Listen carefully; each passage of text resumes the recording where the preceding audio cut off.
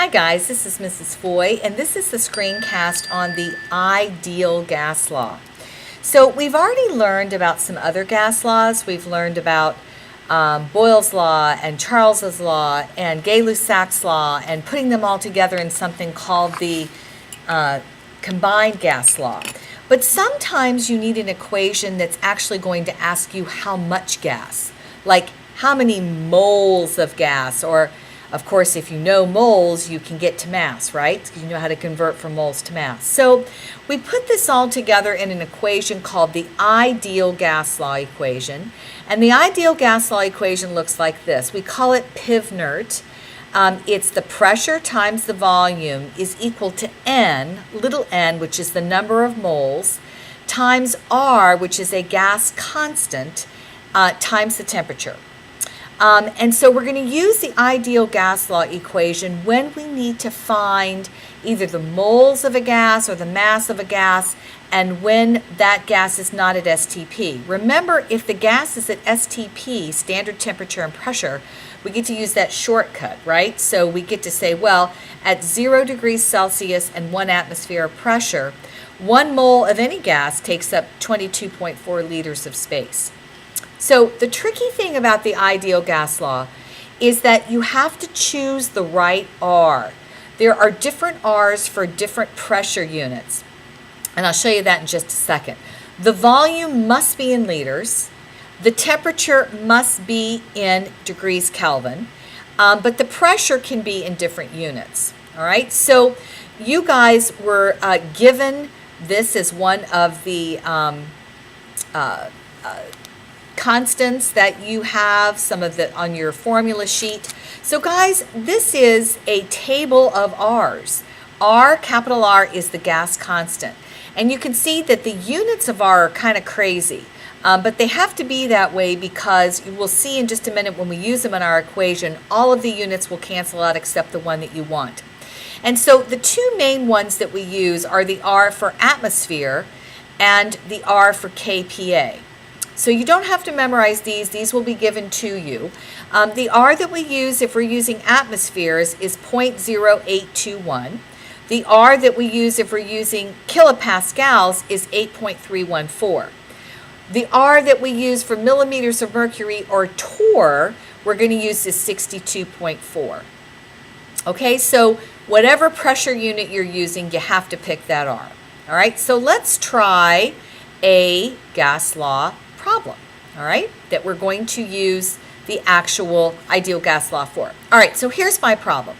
What is the mass of a gas if you have 40 liters of it at 2.0 atmospheres and 25 degrees Celsius?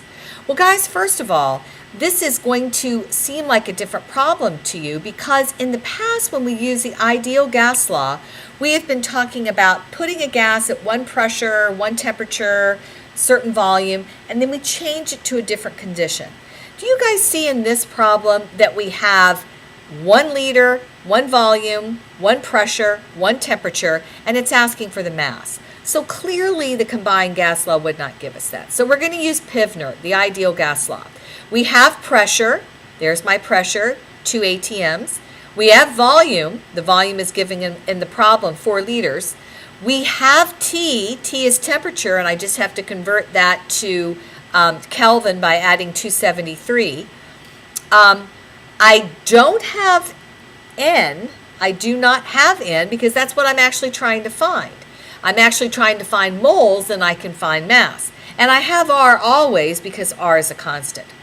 So we teach our students that they need to algebraically manipulate the equation and isolate the variable that we want. In this case, we're going to take PV is equal to nRT, and we want to get N by itself. So we're going to divide both sides by RT, and so our equation becomes PV divided by RT is equal to N. So guys, once you have this set up, the only thing you have to do is now plug and chug. We just plug the different numbers in. So here is my pressure, here is my, oh, I wrote that wrong, isn't it? It's 2 atmospheres. Let me fix that right now.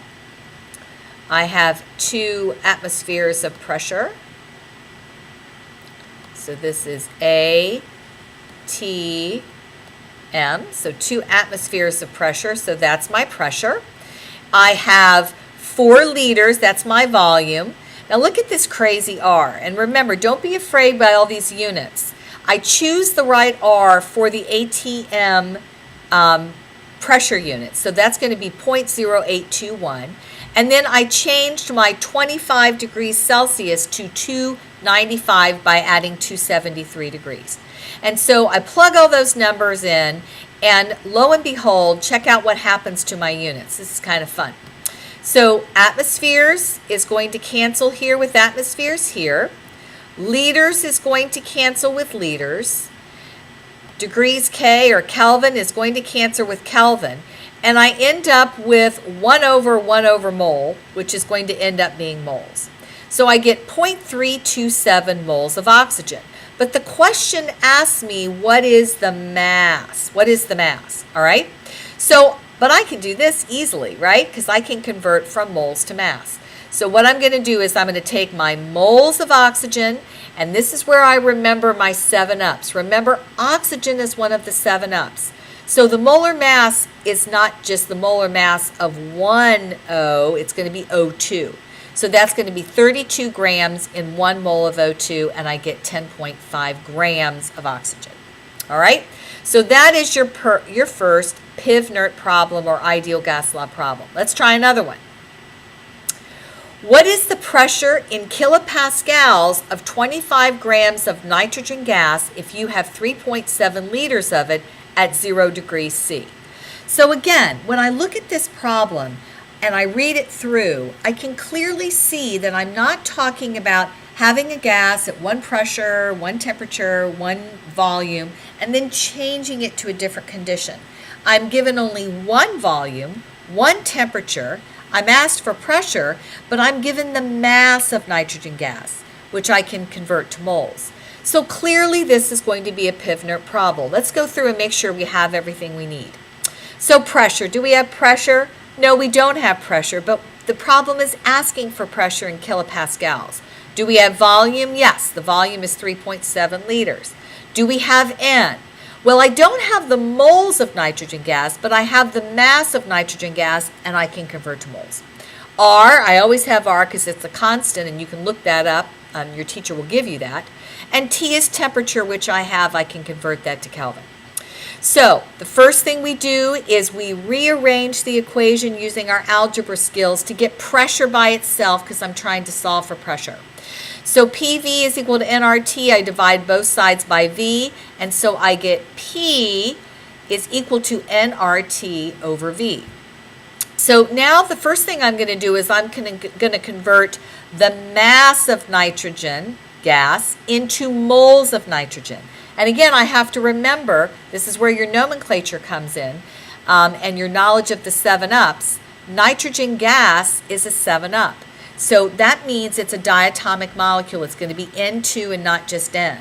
So 25 grams of N2 and 1 mole of N2 weighs 28 grams. And so my grams cancel and I get 0.89 moles of N2. This is my N. All right, that's going to be my moles that I'm going to plug into my PIV-NERT equation. All right, so let's see. Do I have volume in liters? Check. Do I have the correct R? Yes, I'm using this 8.314 R this time because it is going to match the kilopascals that the problem is asking me for. This is N. I just solved for N because I was given the mass. This is R. This is going to be my temperature, which I converted from Celsius to Kelvin, and 3.7 volume was my volume of the gas that was given. So again, let's take a look at how all of these units are going to cancel, right? So here is moles. So moles are going to cancel with the moles in the R. Kelvin is going to cancel with Kelvin. Liters is going to cancel with liters. So the only unit I have left is kilopascals.